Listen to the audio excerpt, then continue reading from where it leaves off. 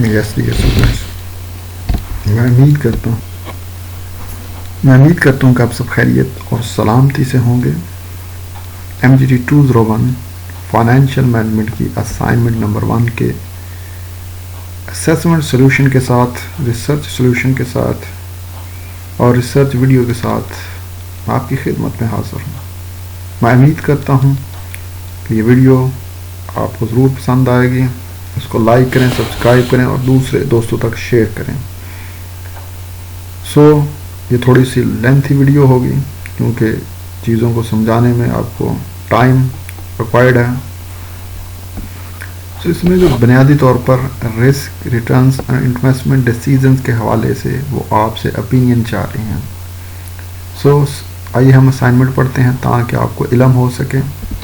Investment decisions are supported by various factor. Definitely true है। जब आपने किसी भी जगह पैसा इन्वेस्ट करना है तो आपको उसको डिसीजन यूं ही नहीं करेंगे, इरेशनल बेस पे नहीं करेंगे, रैशनल बेस पे करेंगे, including investor choice of risk, appetite, return on investment, most important the market situation that is backed by supply and demand forces. तो आप इन सब चीज़ों को, इन सब फैक्टर्स को देखेंगे। The supply and demand impact is reflected in the market price.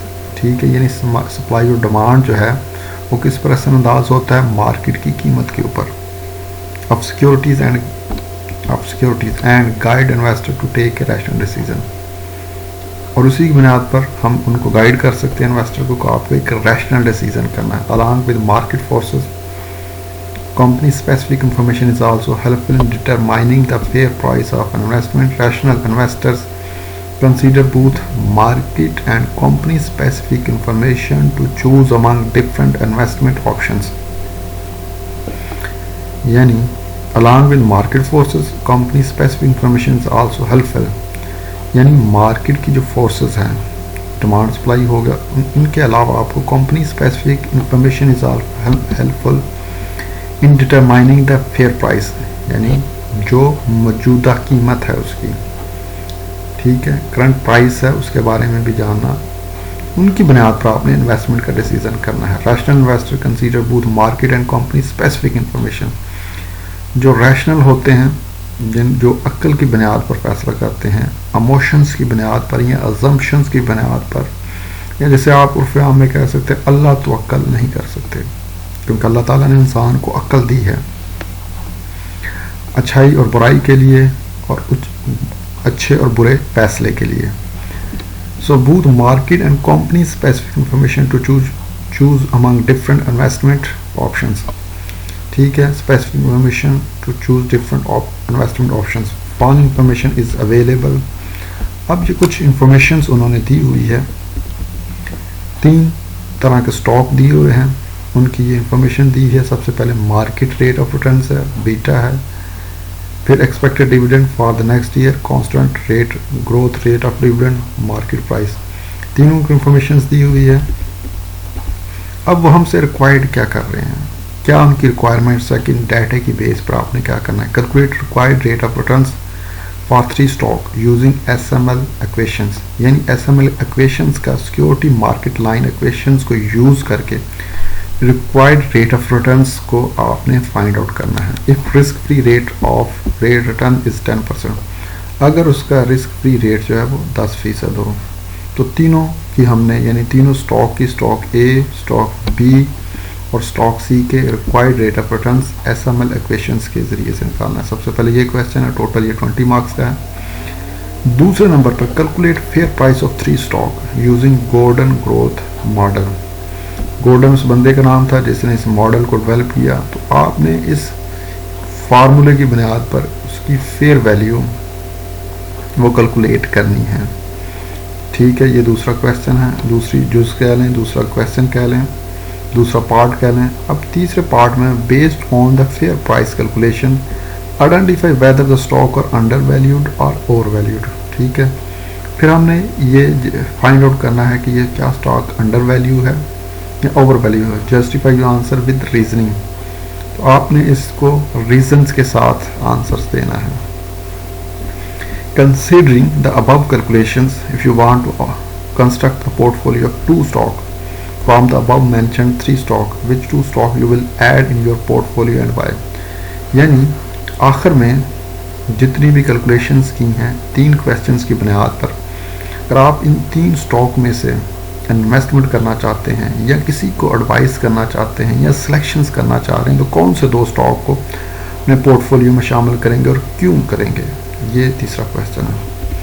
अब student, formula and complete working is mandatory. Formula और कंप्लीट वर्किंग इज मैंडेटरी, ज़रूरी है in each part. Provide complete calculation in order to avoid marks deductions. आपने provide complete calculations करनी है ताकि आपके marks बच सकें। और 24 आवर ग्रेस पीरियड आपको दिया गया है। फर्दर वही जो हर असाइनमेंट के नीचे दी होती है कि टाइम न्यू रोमन्स में लिखना है, फॉन्ट साइज़ क्या होगा, फॉर्मेटिंग क्या होगी और आपने कैसे करनी है। तो आइए हम अपने सॉल्यूशन की तरफ चलते हैं। तो स्टूडेंट, इसको एक रिसर्च सॉल्यूशन जानना है, इसको कॉपी पेस्ट नहीं करना, आपने अपने वर्ड्स में लिखना है। अगर कोई गलती एरर्स आपने कैलकुलेशंस को रिवाइज करना है, कोई मिस्टेक रह गई हो तो आपने करेक्ट कर लेना है। तो ये सबसे पहले फार्मूला है, ये सिक्योरिटी मार्केट लाइन इक्वेशंस की इक्वेशंस है। R A return that investor required return in stock A, risk free rate of returns. So इसकी मैंने डिटेल लिखी है। अगर आपकी ये नोट्स ही से मैंने ली है, chapter number I think risk और रिटर्न्स वाले में है, मैं अभी बता देता हूँ। अब रिक्वायर्ड रेट ऑफ रिटर्न्स में हमने सबसे पहले क्या किया, अब आर ऑफ हमारा रिस्क फ्री रेट 10% है, इसको मैं साथ साथ बताता जाता हूँ। पहला मैं बता देता हूँ, आइंदा आपको next you will follow the same things. अब रिस्क फ्री रेट इसका 10% है जो कि सबके साथ सेम ही है। अब आरएम क्या है, आरएम 12% यानी आपका ये मार्केट रेट ऑफ रिटर्न्स, ठीक है। ये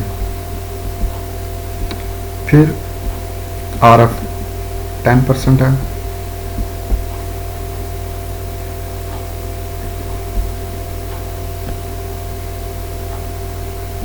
दिस वन। सो इस तरह करके आप देख सकते हैं ये रिस्क फ्री रेट को कैलकुलेशंस को स्टेप बाय स्टेप जिस तरह ये किया आपने भी इसी तरह करना है, अदरवाइज आपके नंबर डिडक्ट हो सकते हैं। तो पहले का निकला है 20%, ठीक है। अब required rate of return B को भी आपने सेम ही फार्मूला अप्लाई करना है, 10% आ रहा है। उसमें सारी कैलकुलेशंस को आपने ऐसे ही करते जाना है, स्टेप बाय स्टेप करना है। कैलकुलेशंस को रिवाइज करके अपने कैलकुलेटर को पास रखें, रजिस्टर को पास रखें और उन कैलकुलेशंस को पहले फिजिकली करें, दोबारा इस पर पुट करें, क्योंकि कैलकुलेशंस में अक्सर मिस्टेक और एरर के चांस हो सकते हैं। ये स्टॉक सी का जो है वो रिक्वायर्ड रेट ऑफ रिटर्न्स है, तो ये आपको मैं दिखा रहा 12.5% ये लिया गया है। 10% आपको पता ही करो रिस्क फ्री रेट रिटर्न्स है। ओके जी, इस तरह करके जो तीसरा स्टॉक उसकी 12.5% रिक्वायर्ड रेट ऑफ रिटर्न निकला है। अब जो दूसरा क्वेश्चन था वो ये था कि calculate fair value of 3 stock use in golden growth model, यानी गोल्डन ग्रोथ मॉडल को यूज़ करके आपने क्या करना है, फेयर वैल्यू या फेयर प्राइस निकालनी है किसकी, इन तीनों स्टॉक्स की। तो ये भी बड़ा आसान क्वेश्चन है।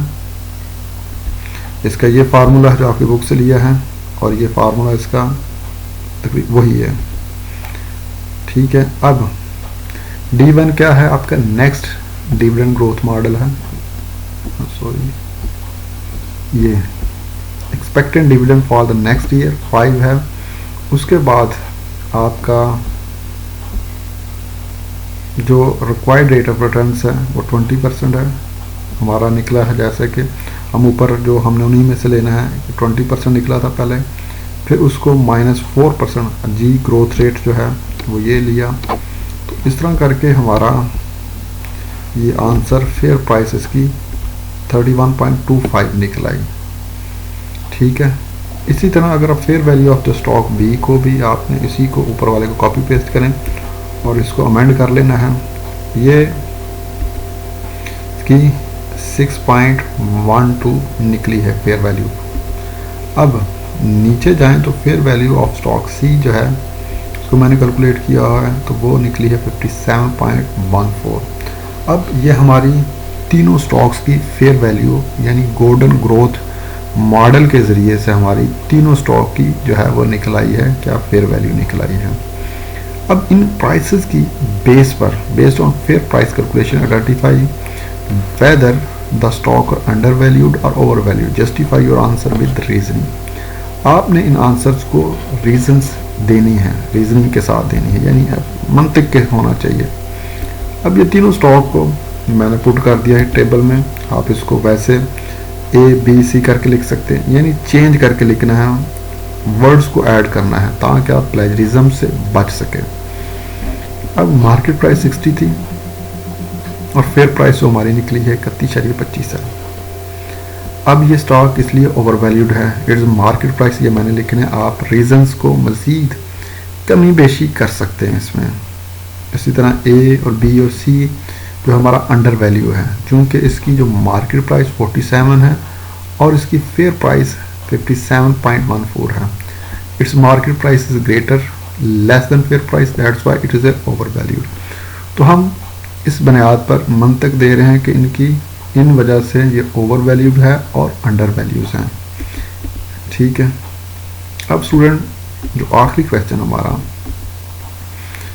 ये आपने थोड़ी सी मज़ीद इसकी वजाहत करनी है अपने हैंड आउट से कंसल्ट करके कि कंसिडरिंग, या इन्हीं को जब आप कैलकुलेशंस करेंगे तो आपको काफ़ी इल्म जो है वो आपका वसी हो जाएगा, एक्सपोजर वसी हो जाएगा, you can easily attempt this assignment. So considering the above calculation, if you want to construct the portfolio of 2 stock from the above mentioned 3 stock, which 2 stock you will add in your portfolio and buy?